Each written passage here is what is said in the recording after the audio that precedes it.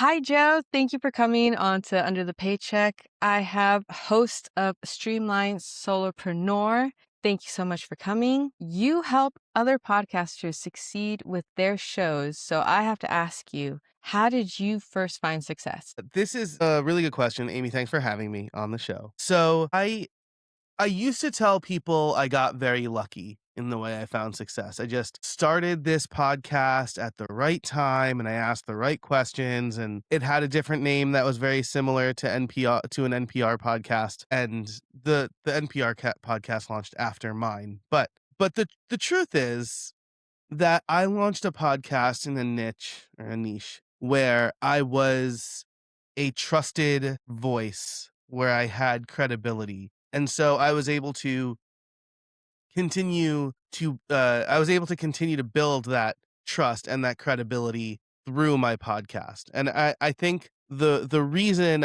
it was successful is because I was having honest conversations in a way that taught my listeners something new, right? I didn't just have a business owner on to say, tell me how you bootstrapped your way to $100 bajillion, right? Because that's not relatable to a lot of people. Instead, it was where did you fail and how did you learn from that failure to turn it into success? And that was really resonant to people in my niche, which back then when I first launched the show was web developers. Developers. That could be a little hard now because now you have so many.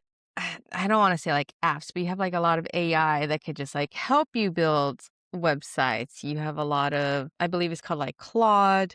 I believe it's Yeah. called like Lovable, where you type in a Hmm. couple of sentences and bam, you supposedly Yeah. have an app. Yes. And I mean, I've been doing this. I had been doing web development specifically since I was 14, right? So I'm 40, some quick math, that's 26 years, right? I've been in the web development space. And people have been having the same conversation for as long as I've known, right? It's like, at Yes. first it was like, well, you used to hand code and now you have WYSIWYG editors. Well, you used to have, at least you got to touch the code. Now you have WordPress and that basically builds the site for you. And so this is just the latest iteration of that. But using those tools and knowing the fundamentals is still really a really important thing. Not that we're going to go off on an AI or web development tangent, but it's just funny to see history kind of repeat itself so many times in my short lifespan. Always, always. Yeah. See, the topic of niching down, that's what you hear everyone say. And it just feels like if it was so easy to like niche down, then everybody would be successful. Everybody would because everybody's good at something, Hmm. whether it's big or small. Even if you don't think you're good at something, you're good at something. But in order to like, I believe people put a podcast to one, entertain, and to two, to try to like make a little bit of money. Hmm. It's a little bit of an income to try to build off of that. Is it the main point? No, but it does definitely help. I mean, this does put time, you're putting in effort. You need to go out and be able to afford your cup of coffee at the end of the day. So if it was so easy to just niche down, there has to be more to it. This is interesting. So I think that there's a fear that if I niche down too much, I will de facto alienate people from my offering and it will cost me money, right? I think that this is at least the fear that I've had for a long time, the fear that a lot of my clients have had for a long time. I want to start a business where I can help anybody do X. I want to start a podcast where I'm talking to everybody about Y, right? But when you are looking for what's your favorite food? Ooh, right now it changes. Right Okay. now it's Chinese food. Okay. So if you were looking, or if I said, Amy, I'm coming to your area and I am looking for great Chinese food, Oh, would it'd be you really recommend? bad. It It's would be gonna really be bad food. Where are you N located? no, I'm in Los I don't want to Angeles. dox you. Oh, so it's great out there. Yeah. Okay. I just take you to, like, P.F. Chang's or, like yeah, P.F. Chang's. P.F. Chang's is my favorite right now. Okay, so I fear that you've just upset many Los Yeah. Angeles, but still, PF Chang's makes Chinese food, right? You would Mhm. never recommend random diner that has everything on the menu, right? Mhm. this is what it's like for businesses who don't want to niche down. And so it's not that people are niching down but not making money. It's that people are not niching down in a way that makes them recommendable. And I think that's the difference, right? Especially in the context of podcasting, everything is competing for our attention, right? Case in point, they just had I don't want to like timestamp this too much, but the new Game of Thrones show is already like hitting its season finale. I've wanted to watch it and haven't watched a single episode because football was on and then the Olympics were on and now the World Baseball Classic is going to be on. And so there's so many things competing for our attention that if you don't make a podcast that stands out in a way that's super recommendable, no one's going to be like, hey, this is what you need to listen to. Or if you have a business, right? My friend Jay said this to me. He's like, I don't know how to recommend you. You do too many things, and I don't know what I should be sending people to you for. So instead of thinking about like niching down and limiting your audience, think, how can I be as recommendable as possible? See, you make a good point because I think you could put that into like any business, not just like podcasting. Because if I were to be totally, totally, totally honest with you, if you were to tell me, oh my God, Amy, how did you become so good in your furniture business? Oh my God, Amy, how did you go and acquire these properties? Part of me wants to tell you, I have no idea. Mhm. Part of me wants to go a little bit of luck. Was it hard work and like endless hours and some crying sessions involved? Yeah, but can I pinpoint exactly like what made it work between somebody that did not work? I don't think I can. I don't think I'd be able to tell you like, oh, we followed the same steps. Because when you go buy a Mhm. house, it's the same steps. You go get Right. pre-qualified, you get the deposit, you go put an offer, you do your inspections, done. Let's say those 5 steps. For those 5 steps, it's going to work perfectly for other people. But for those exact same 5 steps, it totally falls apart on other people. And now, like, the house is underwater or somehow the roof is caving or whatever. So it kind of feels like there's a little bit of luck and it kind of feels like there's a little bit of like a magic sauce to it that I can't explain, but maybe you can explain of Yeah. what like Yeah, I mean, yeah. I think so. Some of it is experience, right? You've been doing the real estate thing, so you can probably see early on when is this going to fall apart, right? Ooh, Oh, this person is waiving their inspection, which means that like their HVAC is going to die the day after they move in, and I'm going to hear about it, right? Or the minute whatever, right? after. Yeah, right. Yeah, exactly. Right.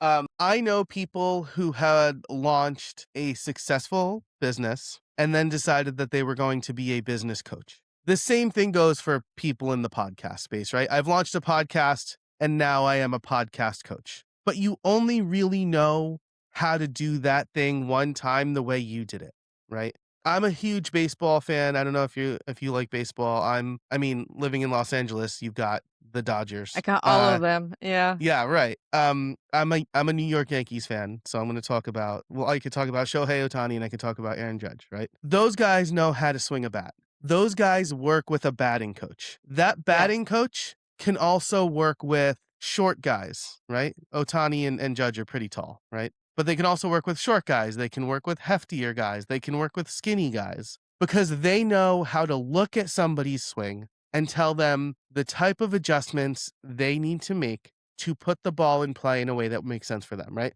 You see small guys swinging out of their shoes because they're trying to hit home runs like Aaron Judge, but Aaron Judge it's effortless because he's like 1,000 feet tall, right? Like he can place the ball outside the stadium, right? A small guy wants to put it in play so he can get on second really quickly, right? So when we talk about like what is this ineffable quality for what makes a business successful, I think part of it is doing what works for you, right? You can't take advice from like the tech bros and the hustle bros who are like, you just gotta work hard and do a lot of hours. Like, no, that's not gonna work for me. My kid had a thing at school last night at 6 o'clock. Hmm. I'm not skipping that. I'm not gonna work until midnight because I'd be a bad dad. Like I'd be an ineffective dad, and that's not what I want to be. So part of it is like looking at what you do, where you are in your life, and doing what works for you. And the other part is finding a coach or somebody who has the experience to look at what you're doing from the outside and saying, hey, I know from experience that what you're trying to do is not working, right? Mhm. And you have to be open enough to listen to that. When I was afraid to niche down to busy solopreneur parents, I don't say that in my statement, but like if you read my copy, you will know I'm talking to parents. I was afraid to do that for a long time because I was like, what about people who aren't parents who might pay me? But everybody who comes to me now is like, man, I really felt what you said about checking your email at the playground and like feeling guilty about it. So like it really goes back to like having that experience and then making your potential clients feel like you're talking to them because that's what it like you really want to solve their problem for them and you really want them to feel like you're the only person who understands what they're going through. Yeah, that's good. Everyone needs interaction where they can connect. In your podcast, you talk about being able to save hours and having tips and tricks for running a podcast, which that I think can also fall into anything, into business, into life, into just like a bit of like organization for yourself. Mhm. Can you tell us any of those tips and tricks or ways to save a couple of hours to not be checking your email at the playground? Yeah. Yeah, absolutely. So the first thing is that you need to know what you do in a day, right?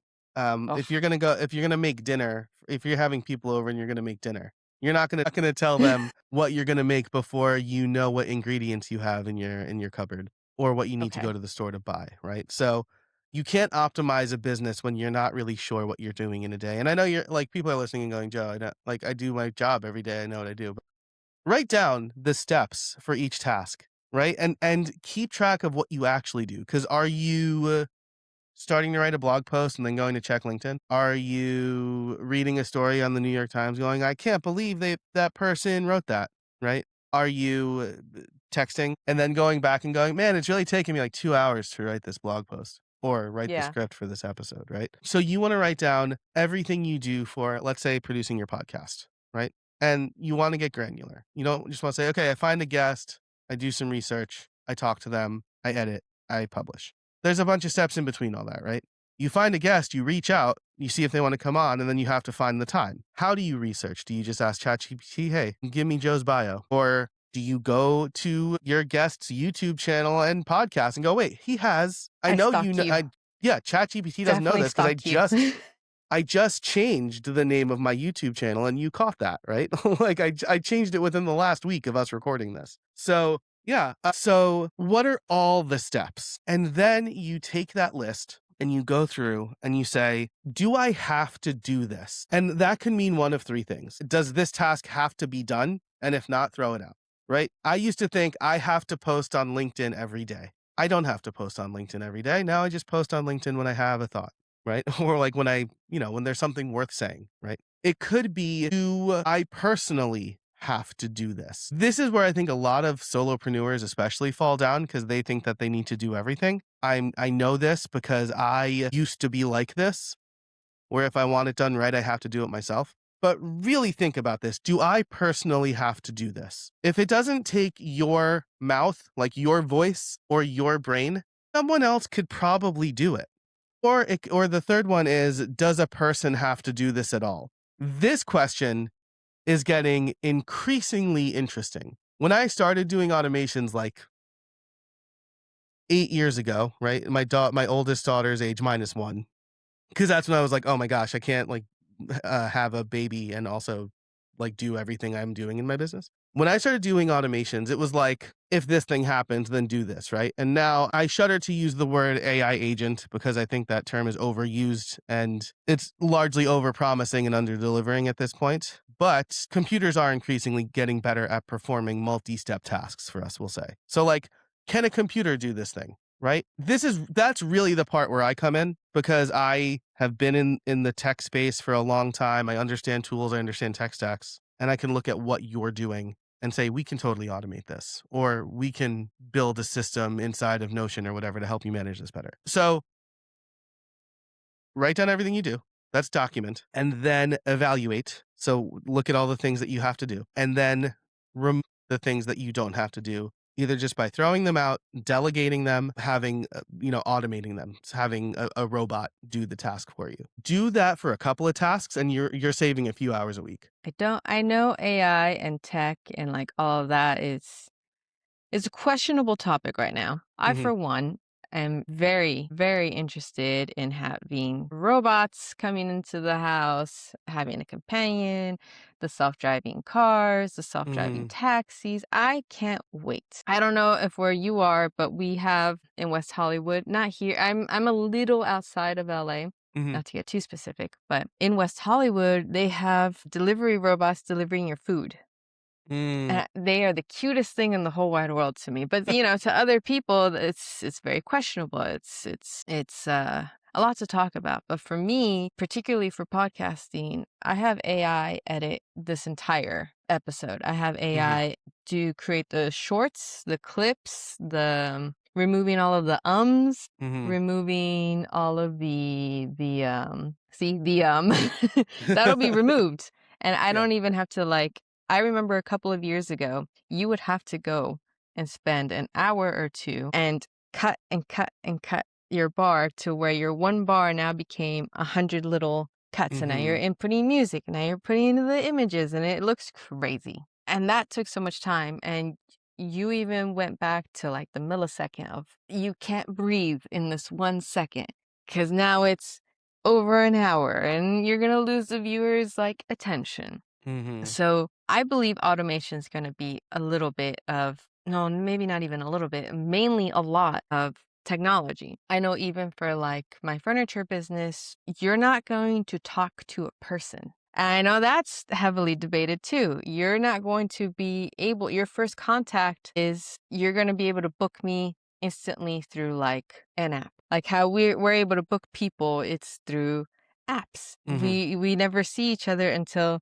that moment. But it all Yeah. was like technology based. Yeah, so this is really interesting, right? Because this is as an extrovert, as someone who used to teach in the classroom, who gets his energy from other people, this does make me shudder a little bit, right? But if I go outside myself for a second and we think back to the last time we had to reach out to customer support, right? How frustrating is it? I'm leading the witness here, but how Over an frustrating is it? hour. Yeah, that you have to sit on a phone tree and press the right sequence of buttons and then get to a little AI guy that's like, "Hi, I'm Chase Banks, AI assistant. I'll help you get to where you No, I just want to talk to a person. I'm from New York. My New York accent just came out really hard there. And so, all of this is to say, how do we started this conversation by talking about how do we succeed? How do we stand out, right? People tell us we got to niche down to stand out. We stand out by working those relationships, right? By showing up for people when other people aren't showing up. And so a challenge I would extend to you, Amy, is maybe leave some of the ums and ahs in because Oh, that sounds human, right? I used to edit out every single breath and then I thought this sounds so weird because people breathe when they talk. Now, I still have a breath control filter in Logic Pro so that when I breathe in heavy, it's not in people's ears because that's weird as well. But I'm sure there's a niche for that somewhere. there definitely is. ASMR is big, right? Like it's like breaths and mouth sounds, which I, as like an auditory person, I can't. Right? It's just like it kills me.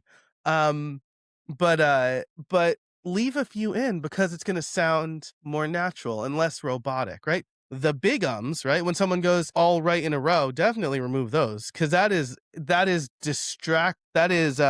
distracting, right? It's like distracting waffling or hemming and hawing, right? There's a scene in Brooklyn Nine-Nine where Andy Samberg's character Jake is trying to buy time and he's like hem haw and the other character goes, did you literally say hem haw?" Right? So Mhm. you want to remove those, but if I'm saying something and I just throw an in, that shows I'm thinking, right? And that over polish, I feel like takes away some of the human element. Okay. Okay, that's a good tip.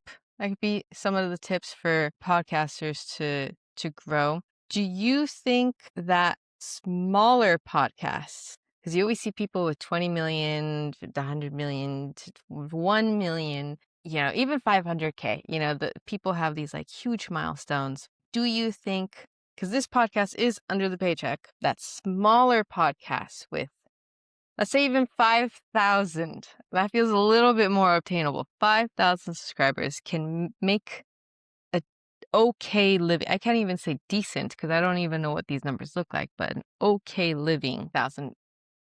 I don't even know subs or Yes. viewerships. Yes. Smaller, right? My Smaller. YouTube channel has less than 4,000 subscribers, and I make a good living. Not just on my YouTube channel, but here's the play, right? I think that too many people feel the only way to make money with your podcast is through sponsorships or ads. And Or that's views. or yeah, right? Or views, right? Or memberships. But every membership looks the same. Ad-free, extended episodes, bonus episodes, access Hmm. to a community where you can comment. Snore, right? Hmm. I need to really like the person to subscribe just to be able to comment on their posts, right? But this is the easy, thoughtless model that a lot of people put out. Oh, other people are doing this for their membership. I'm going to do the same thing. What you really want to do is solve someone's problem. And so if your podcast, let's say your podcast is about underwater basket weaving. Really Okay. niche. I don't think it's real. It's just like something that programmers like to use a lot. Let's say the entire addressable audience for underwater basket weaving is 1,000 people, and you reach 600 people. You have reached 60% of your addressable audience. 60% sounds a lot better than 600, right? And if you are solving a problem for them, oh man, the needles I'm using for this underwater basket weaving rust really easily. Underwater basket weaving in saltwater is a lot different than freshwater, right? If you are solving those people's problems, they will pay you to help you solve those problems, help them solve those problems. So then I have an acronym for all the ways you can make money with your podcast. It's the CAMPS framework. And I'm a sponsorship coach for my friend Justin Moore. And I purposefully put sponsorships at the end because I want people to understand that there are a lot more ways to make money than just sponsorship. So the C stands for coaching and consulting. If you are using your podcast to build relationships, to solve people's problems, and they feel like they know you, that you understand them, I don't want to check my email when I'm at the playground. They are more likely to hire you. And to drive this point home, my friend Becky has a weekly 7-minute long episode voice notes podcast. And when people listen to her podcast and then reach out for a consulting call, she has a near 100% close rate on those calls. So her show, very short, fairly low effort. She's really smart. Launched in June, is already generating appreciable money for her. So that's coaching. A is affiliates. So most of us know what affiliate links are, right? It's you put a link to a product, you get some sort of kickback. You want to find good products. Like Amazon affiliates are not going to move the needle very much. But Okay. like I recommend an email service provider, and they have a pretty good affiliate program. Circle has a great affiliate program where it's like 30% for life. So like that, I recommended one person to Circle, and every month I get $30 for someone I recommended Nice. like 4 years ago, right? So like that's the sort of affiliate program and products you actually use, right? The M is membership. So we touched on that a little bit.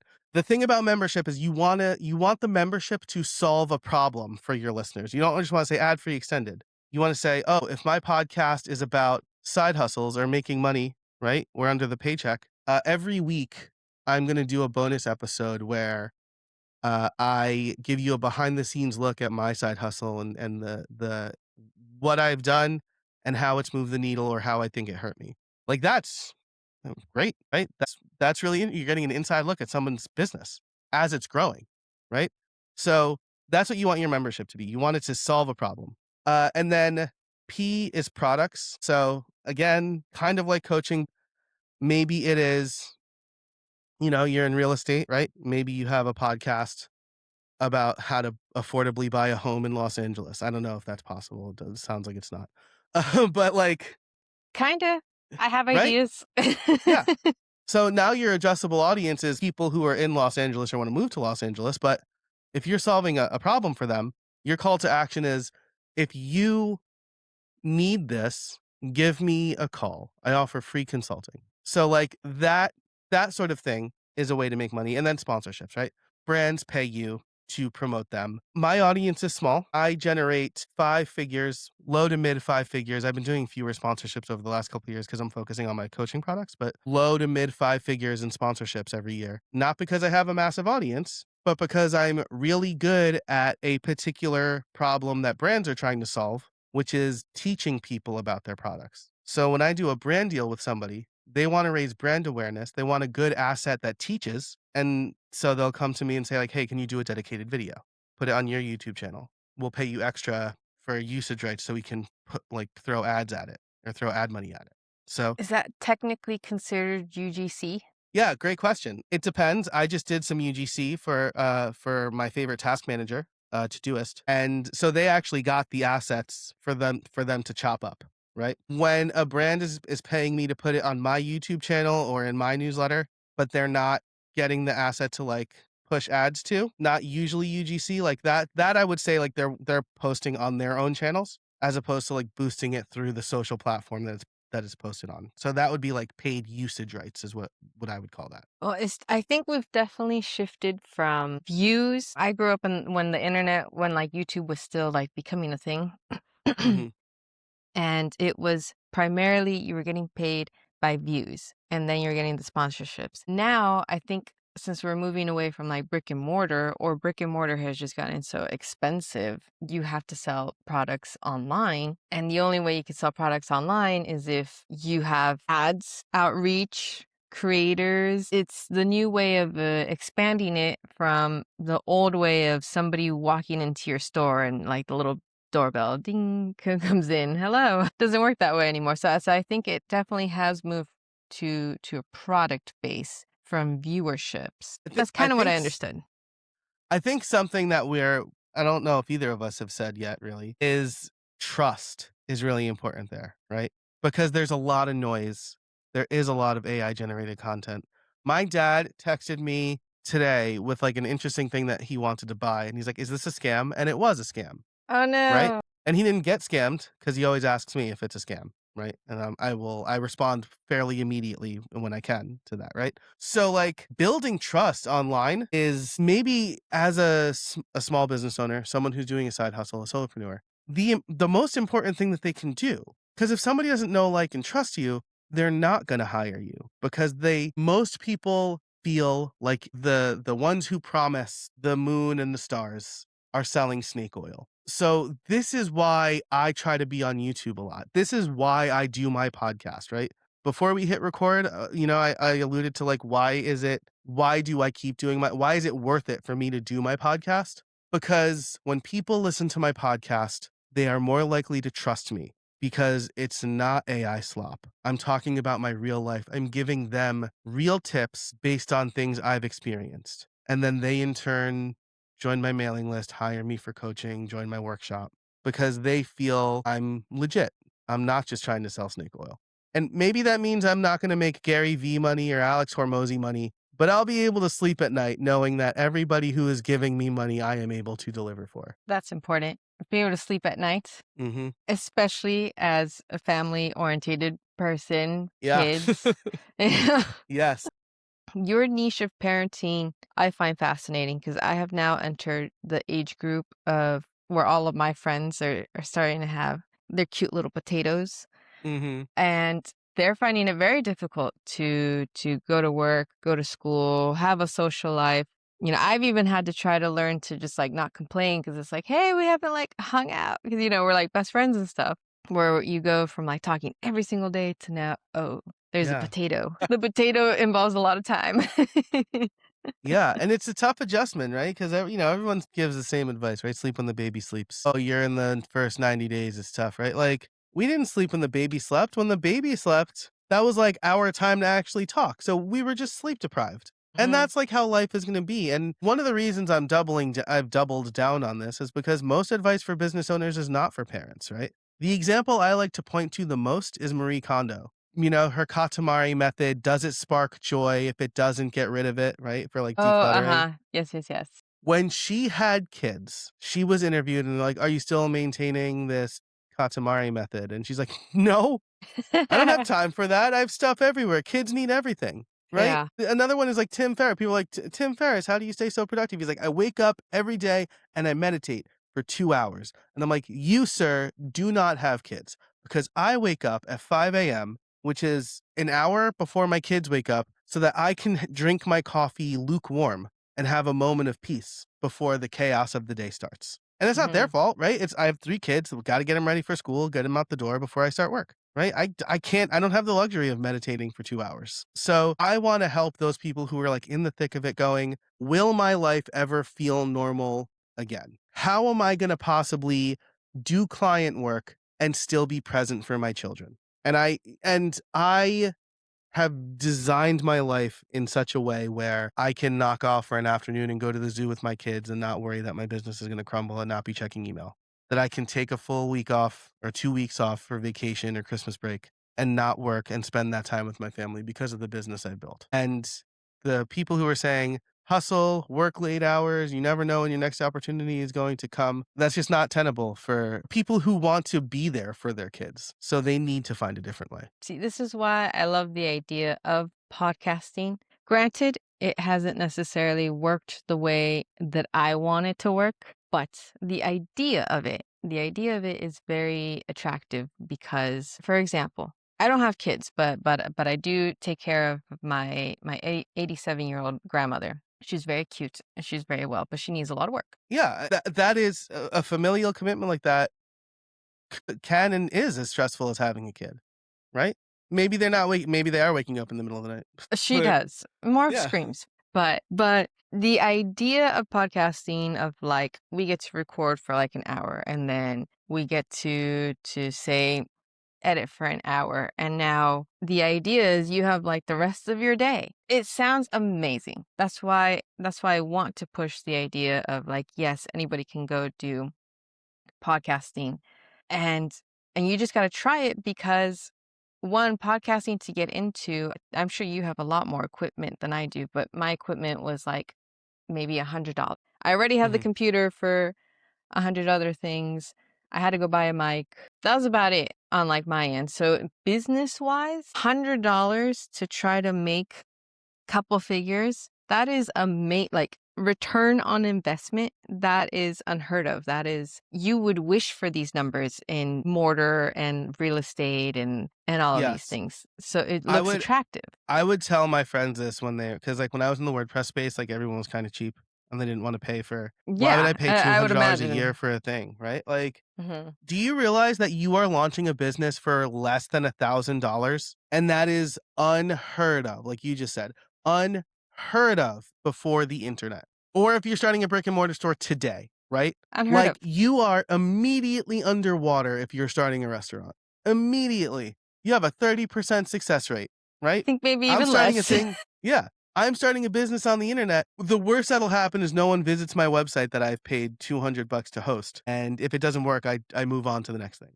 Right. And I don't want to infantilize is not the right word, but I don't want to diminish the risk that especially if you do have a family to feed at home. There is risk involved, but the risk is a lot lower. Right. And so, I know that we are like coming up on our time. I don't know how many questions do you have Yes. left. I know that we're approaching that amount of time that people want to listen. And so I want to say this, right? Do you mind if I do like a little like one-on-one coaching with you for a minute about Oh your my God, podcast? please.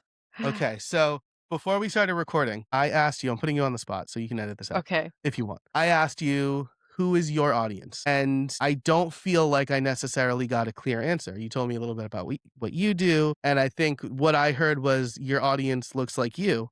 I think what we want to do when we're starting a podcast, especially one that we want to make money from, is have our mission statement in mind, right? Who do Okay. we help and how do we help them? I used to just say it's a mission statement. I've been using the term positioning, packaging, and promise. So who am I talking to? Am I communicating that with my artwork and the name and the description and every episode title? And what am I promising? And am I delivering on that promise? So my show, Streamlined Solopreneur, I help solopreneurs put in reliable systems to replace manual tasks so that they can take worry-free time off. Do people immediately know that? And does every episode deliver on that promise of replacing some manual task or something that eats up their time with the system. I try.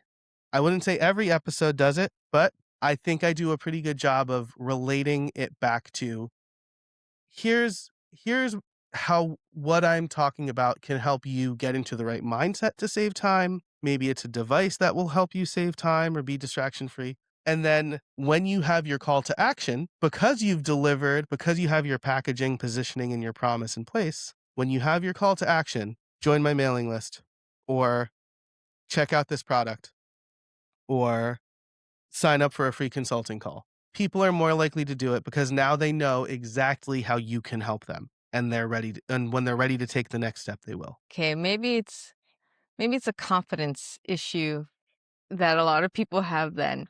As if you try to book a call with me, I'm either too friendly or I I think anything that I can tell you, you can find on Google, because that's how I found it. Anything that I could tell you for advice, it's already But out there. here's the thing, right? Yeah, sure, information is free. Expertise and authority is not. So I can read about how to bake a cake. Mhm. But the first time I bake a cake, it's gonna be terrible and it's gonna take me a long time. And then I'm gonna be faced with this question. Do I want to try to bake another cake, or do I want to go to the baker who will bake a flawlessly good cake, right?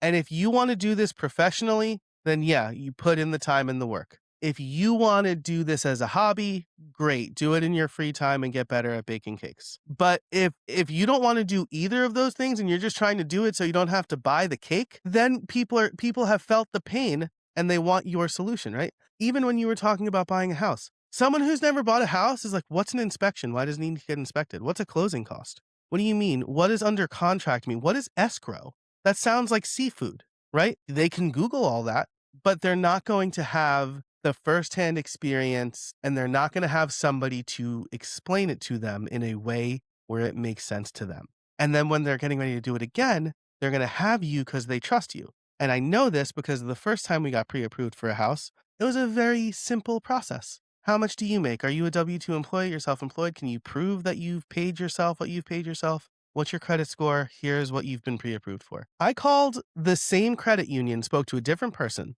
2 weeks ago, and he said, well, what do you want your monthly payment to be? And I said, no, no, no. That is not how that works. You tell me what I can afford. You don't ask me what I want to afford. And he's like, well, I've been doing this for 34 years. And I'm like, I do not trust you. And so I called the guy who helped me last time. Mhm. And would you believe all they need is our tax forms to prove how much we make, and they'll check our credit score. And he didn't ask me what I want my month. I'm not. This isn't a car dealership. I want to know the house I can afford. I don't. Simple I as don't that. want to. Yeah, I don't want to get railroaded because you're trying to make the most possible money on the loan. Mhm. So I would have never known that though. Like, has this process changed since the pandemic? No, not No, at this all. guy was just trying to screw me, right? Like, so this is where expertise, experience, and authority comes in. Because yeah, I could Google, is that how to? But Okay. now Google's doing AI summaries. I don't know. Like, I don't know if You that's make true. good points. Yeah, So it might be a little bit of a confidence issue. You make good yeah. points. Well, Thanks. thank you, Trust in Joe. yourself. Absolutely. Is there anywhere that you want people to find you? Please let it all out. Of course, I'm gonna have links to everything, but please go ahead. Yes, so you will be able to connect with me. I'll set up a page just for this podcast. It'll be over at streamlined.fm/Amy. I assume you spell your name AMY. Is that right? Yes, That's what I simple. wrote in Podmatch, at least. So I'll have a link to some resources. You can get my podcast planner for free without an email address. And then if you want to know more about systems, you can join my mailing list, connect on LinkedIn. It'll all be over at streamlined.fm/Amy. Awesome. Thank you so much, Joe. I had a lot of fun. Me too. Thanks so much for having me. This was great.